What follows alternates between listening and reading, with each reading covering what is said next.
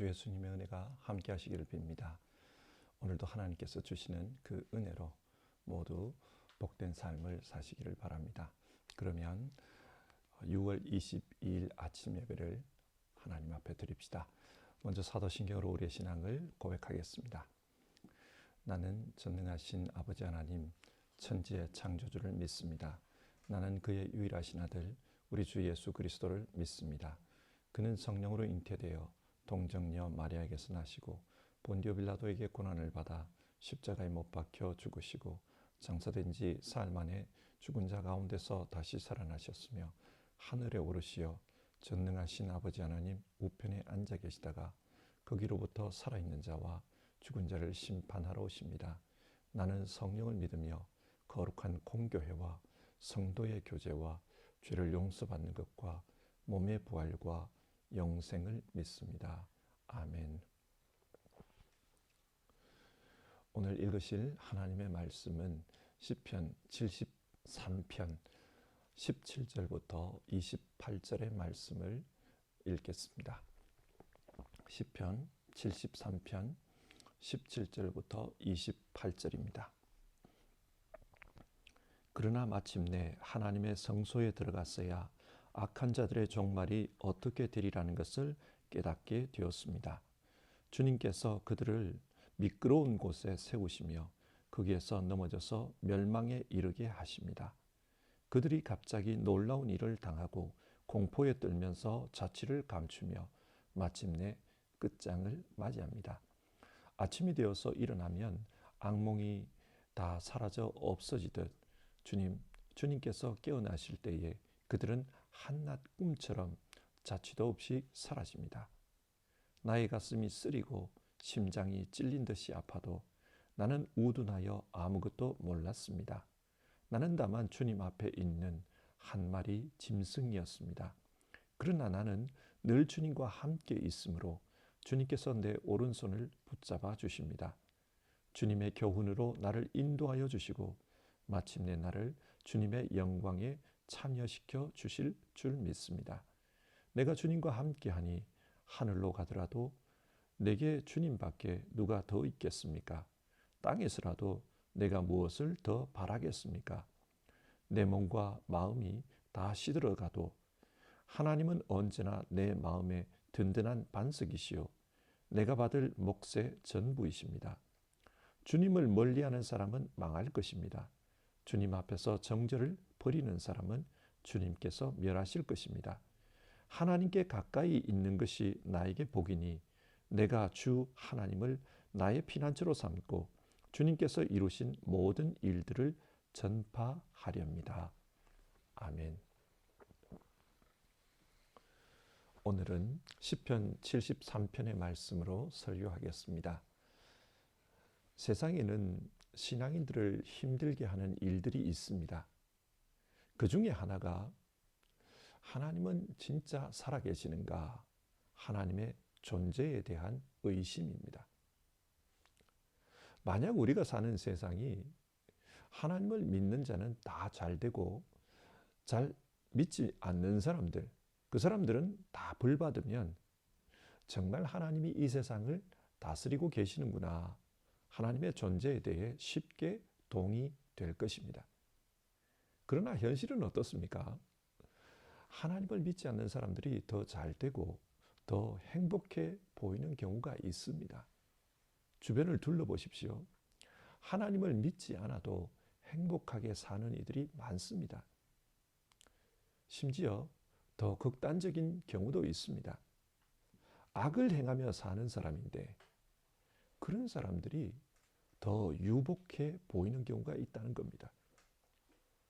세상에서 독재를 행하고 그 독재로 말미암아 많은 국민들을 불행하게 만드는 사람이 끝까지 유복하게 살다가 죽는 경우가 있습니다. 여러분, 이런 경우를 보고 나면 과연 하나님이 세상을 다스리는 것이 맞나? 그런 질문이 들지 않겠습니까? 신앙인의 눈으로 볼 때 부조리한 세상, 이것이 우리의 신앙을 흔듭니다. 하나님의 존재를 의심케 만듭니다. 오늘 시편 73편은 이 문제에 대해 말하고 있습니다. 현대인들이 고민하는 그런 문제가 여기 들어 있습니다. 자, 그러면 성경 말씀을 함께 보겠습니다. 시편 73편의 내용은 크게 두 부분으로 나누어집니다. 1절에서 16절, 신앙이 흔들리는 상황에 대해서 말하고 있습니다.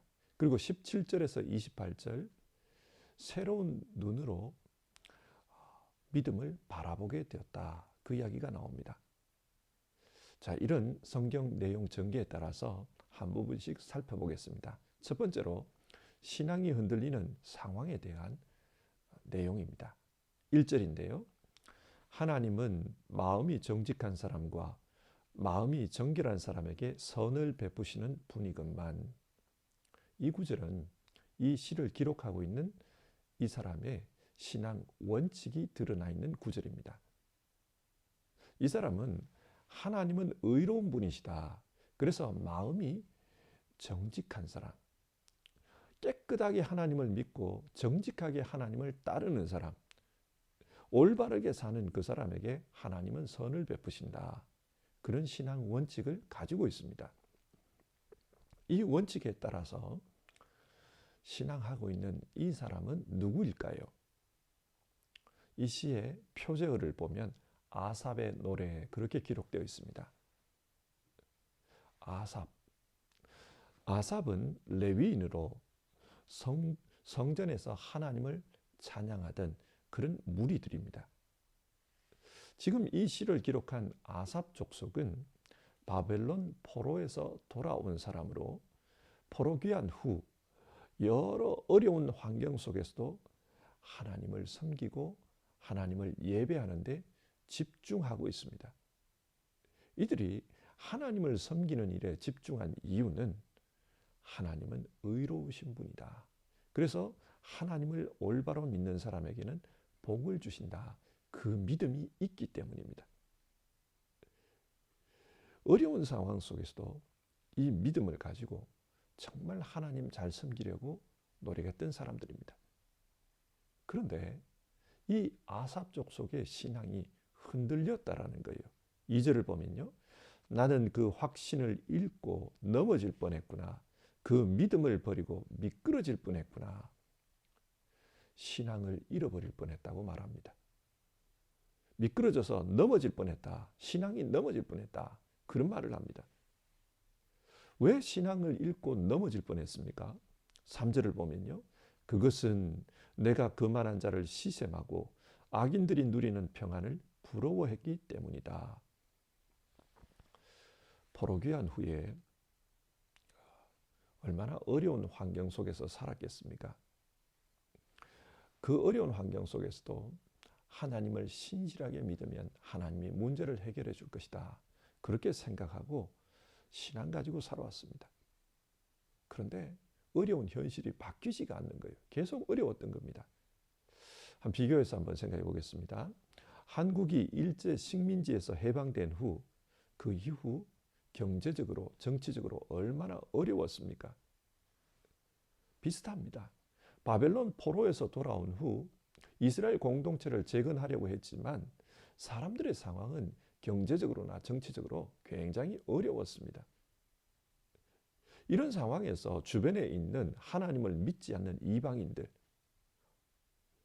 심지어 하나님 말씀에 비추어 볼 때 악하게 살아가는 악한 사람들, 그 사람들은 잘 먹고 잘 살더라는 겁니다.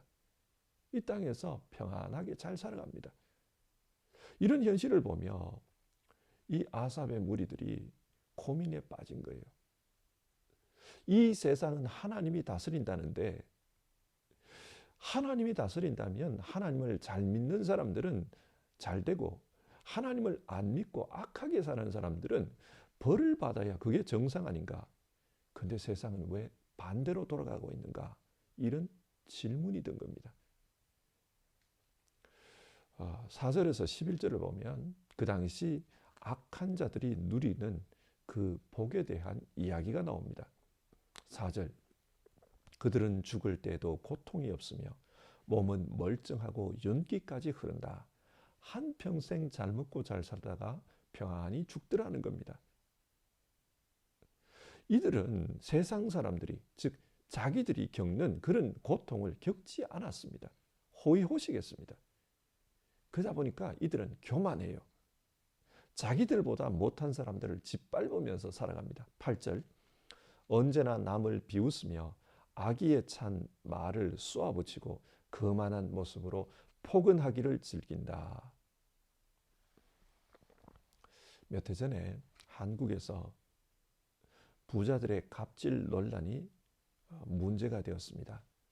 돈이 많다는 이유로 다른 사람을 무시하고 인격적으로 짓밟는 그런 일들에 대해서 뉴스를 통해 보고가 된 것이죠.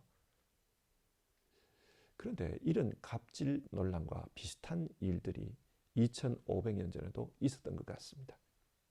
이들은 아주 악한 말로 사람들을 쏘아붙이고 다른 사람들을 짓밟고 무시합니다. 이들은 하나님을 두려워하지 않습니다. 그래서 9절을 보면요, 입으로는 하늘을 비방하고 혀로는 땅을 휩쓸고 다닌다. 하늘에 계시는 하나님을 무시하고 이 땅에 있는 사람들에게 악한 말을 쏘아붙이며 자기들 멋대로 살아갔다는 말입니다. 이렇게 악한 사람들이 이 세상에서 승승장구하는 것을 보면서 하나님을 믿는 사람들마저 영향을 받게 돼요. 점점 생각이 변해갑니다. 11절을 보면 이런 말이 나옵니다. 하나님을 믿는 게 별거냐? 믿음이 밥 먹여주냐? 세상살이는 믿음으로 사는 것이 아니라 돈과 권력으로 사는 것이다. 그런 식으로 생각하는 사람들이 믿는 자들 중에도 나타나기 시작하더라는 겁니다. 그래서 12절과 13절, 그런데 놀랍게도 그들은 모두가 악인인데도 신세가 언제나 편안하고 제사는 느름한 가구나. 이렇다면 내가 깨끗한 마음으로 살아온 것과 내 손으로 죄를 짓지 않고 깨끗하게 살아온 것이 허사라는 말인가. 신앙으로 살아오던 사람들이 이런 생각을 했다는 거예요. 믿음이 흔들립니다. 신앙으로 사는 것이 허사인가. 그래서 이 시인은 이런 현실에서 어떻게 해야 할까? 왜 세상은 불합리한 것일까? 하나님이 살아계신다면서 왜 세상은 이렇게 돌아가는 것일까? 속으로 그런 고민을 했다고 합니다.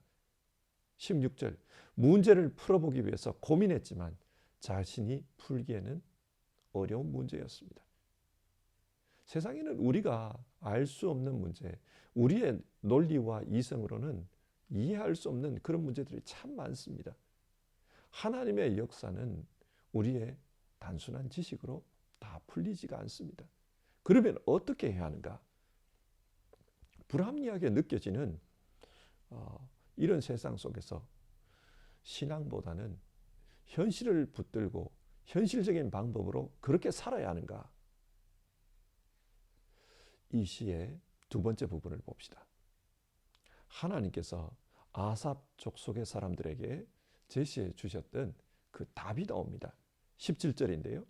그러나 마침내 하나님의 성소에 들어가서야 악한 자들의 종말이 어떻게 되리라는 것을 깨닫게 되었습니다. 답을 얻었습니다. 근데 그 답을 어떻게 얻었습니까? 하나님의 성소에 들어갔을 때 하나님이 알려주셨습니다.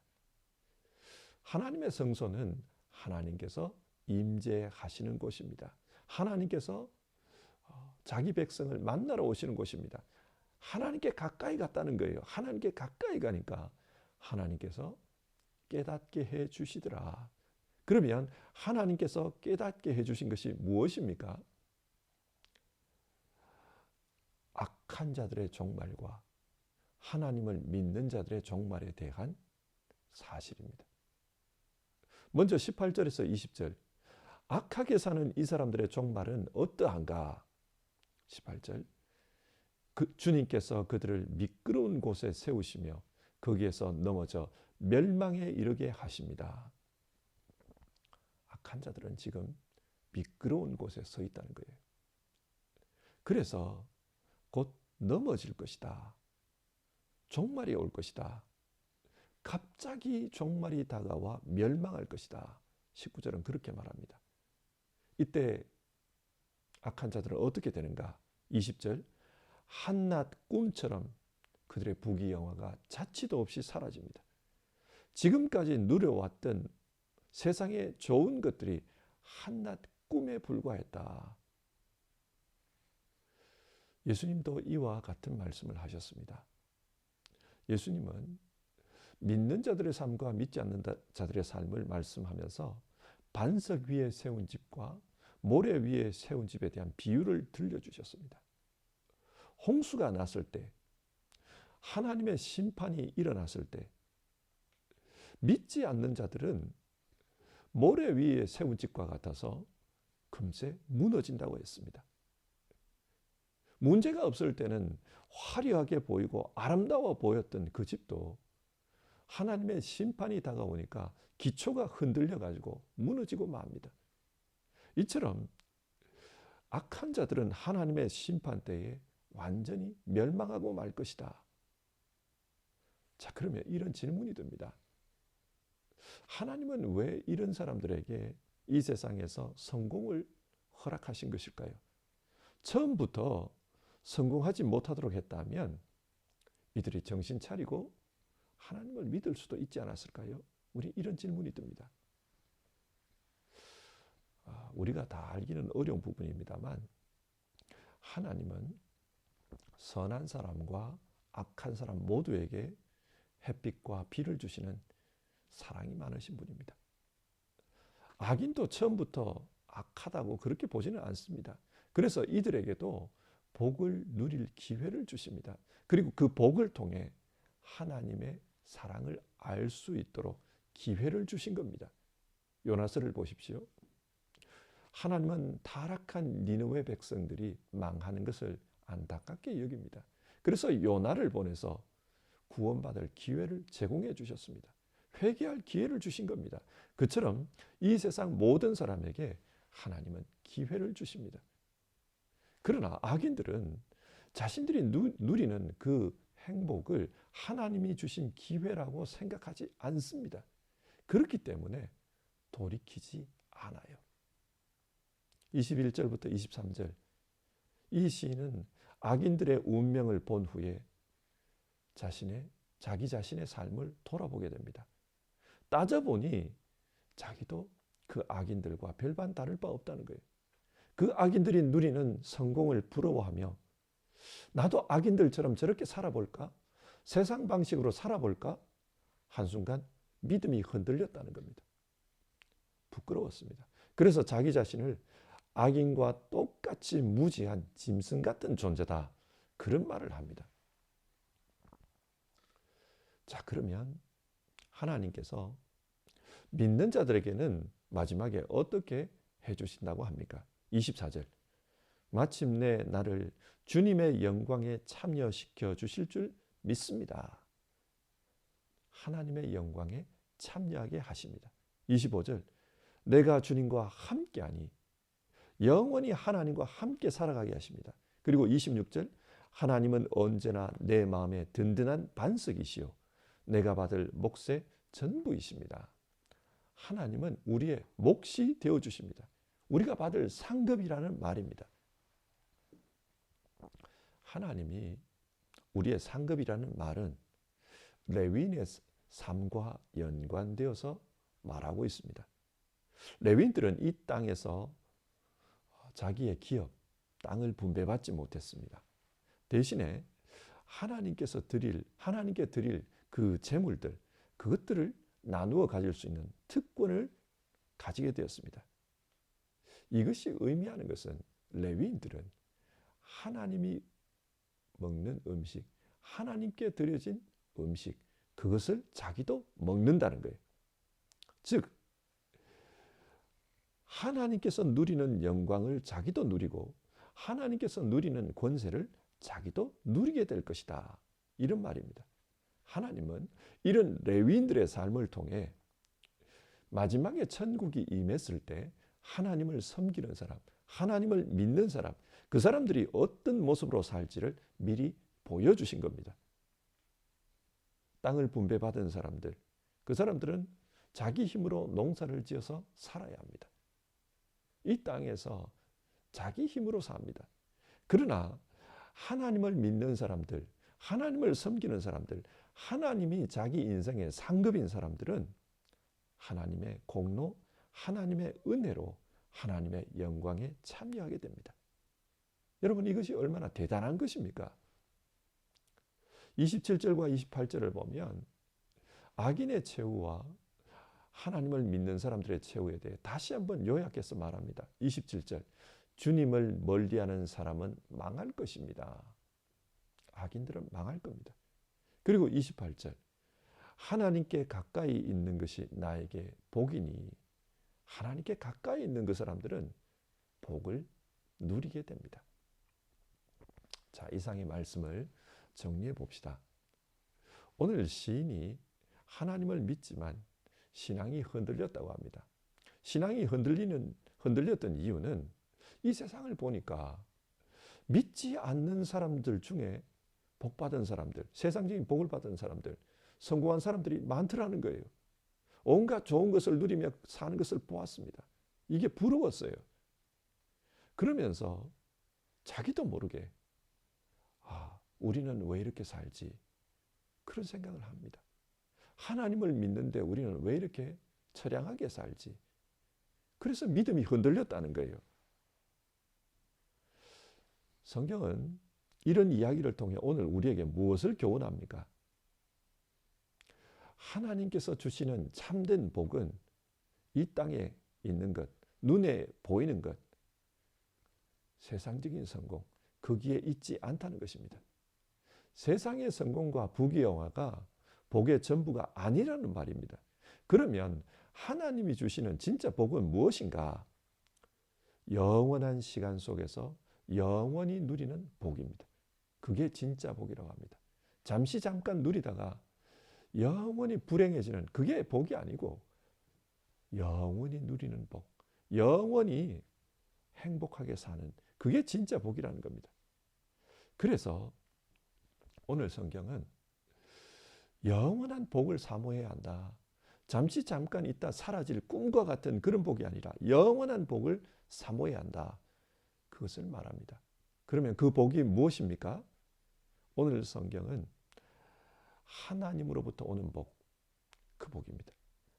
그것을 하나님이 우리의 몫이다. 그렇게 표현합니다. 하나님이 우리의 복이라는 거예요. 마치 레위인들이 하나님을 자신의 분깃으로 삼고 산 것처럼 우리 믿는 자들도 영원한 시간 속에서 하나님이 우리의 몫이 되어 주십니다. 그래서 하나님의 영광, 하나님의 권세, 하나님의 복되심에 참여할 것입니다. 이게 진짜 복이라는 겁니다. 신앙이 흔들릴 때 그때 눈에 보이는 것만 보지 말고 영원한 것을 사모하라고 합니다. 이 땅에 있는 짧은 시간만 보지 말고 이 시간을 확장시켜서 영원의 순간까지 확장시켜 보라고 합니다. 그리고 그 영원의 시간 속에서 복되게 사는 길을 사모해야 한다. 그 복은 하나님이다. 그리고 그 복은 어떻게 주어지는가? 하나님께 가까이 갈 때 주어진다고 말합니다. 하나님께 가까이 가는 것, 그런 삶을 살라는 것입니다. 오늘 시인은 17절에서 하나님의 성소에 들어갔더니 이 사실을 깨닫게 되었다는 거예요. 하나님의 성소, 하나님을 만날 수 있는 곳입니다. 하나님께 가까이 간 것입니다. 하나님께 가까이 가는 자만이 영원한 복을 사모하며 살 수 있다. 이 세상의 복이 아니라 영원한 복을 생각하며 살 수 있다. 그렇게 말합니다. 하나님께 가까이 가는 것이 어떤 것일까요? 오늘 우리식으로 말하면 예배입니다. 경건한 삶을 사는 것입니다. 우리는 예배의 삶, 하나님께 가까이 가서 경건하게 살고자 하는 삶, 이 삶을 살아갈 때 영원한 복을 추구하며 살 수 있고 그리고 어려움 속에서도 흔들리지 않는 신앙으로 살아갈 수 있습니다. 오늘 본문은 두 가지를 말합니다. 하나는 세상 속에서 바른 믿음의 눈을 가져라. 그래야 영원한 복을 깨달을 수 있다. 그것이고 또 하나는 믿음의 눈을 가지기 위해서는 하나님께 가까이 나아가라. 하나님 앞에 나아갈 때 그때 영원의 세계를 알 수 있고 뿐만 아니라 나 자신도 돌아보게 된다. 그래서 나 자신의 어리석었음을 깨닫고 영원한 하나님의 복을 사모하며 살게 된다. 그것을 말합니다. 성도 여러분, 하나님을 예배하시는 가운데 영원한 복을 사모하며 살아갑시다. 그 복은 예수님을 믿음으로 예수님께서 우리에게 주신 은혜의 복입니다. 예수님을 믿으면 하나님의 자녀가 되는 권세가 주어집니다. 예수님을 믿으면 하나님 나라의 상속자가 됩니다. 그래서 하나님과 함께 하나님의 영광을 누리게 됩니다. 이것을 기대하며 세상 속에서 흔들리지 말고 온전한 믿음으로 사는 우리 모두 되기를 바랍니다. 그래서 이 세상 끝날까지 믿음의 경주를 잘 감당하며 그렇게 살아갑시다. 날마다 예배하는 가운데 하나님께 가까이 가서 그 영원한 복을 알고 살아가는 우리 모두 되기를 바랍니다. 찬송가 435장 나의 영원하신 기업, 우리 1절 부르고요. 같이 기도하겠습니다.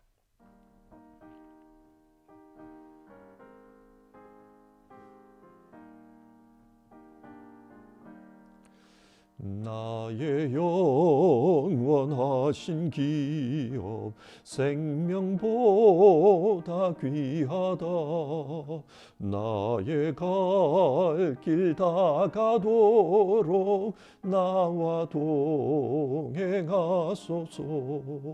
주께로 가까이 주께로 가오니 나의 갈 길 다가도록 나와 동행하소서. 아멘. 오늘 말씀을 생각하면서 같이 기도합시다. 우리가 세상만 바라보고 세상의 복만 생각하고 살다 보면 믿음이 흔들립니다. 그러나 하나님께 가까이 나아가서 영원한 복, 영원한 하나님의 심판을 생각하며 살아가면 믿음이 흔들리지 않습니다. 하나님께 가까이 갑시다. 그래서 영원한 복을 알고 살아갑시다. 또 영원한 심판도 알고 살아갑시다.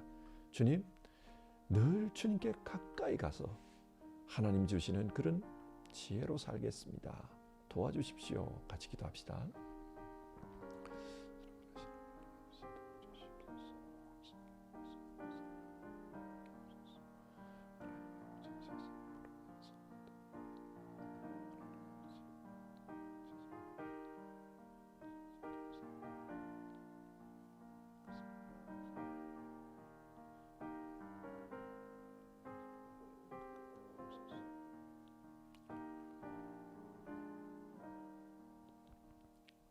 하나님, 오늘 아삽 족속의 시를 통해 세상을 살며 믿음이 흔들리는 그 상황에 대해 우리가 살펴보았습니다. 세상에 안 믿는 자들이 더 잘 살고 승승장구하는 것을 보며 믿는 자들이 믿음에 흔들릴 때가 있습니다. 그러나 이럴 때 어떻게 해야 하는가? 하나님께 가까이 가라. 하나님께 가까이 나아가는 것이 복이다. 하나님께 예배하는 것, 하나님 앞에 나가 경건하게 사는 것, 그게 참된 복이다. 우리에게 그것을 말씀해 줍니다. 우리 모두 이 말씀대로 살게 하옵소서. 우리는 잠시 있다가 사라질 한낱 꿈과 같은 세상의 복이 아니라 영원한 하나님 나라의 복, 하나님이 주시는 복, 하나님이 우리의 복이 되시는 그것을 사모하며 살게 하옵소서. 그러기 위해서는 이 땅에서 늘 하나님께 가까이 가고 하나님의 성소에 나아가는 것이 중요하다. 예배의 자리에 서는 것이 중요하다. 주여, 우리 정말 그렇게 살 수 있도록 도와주시옵소서.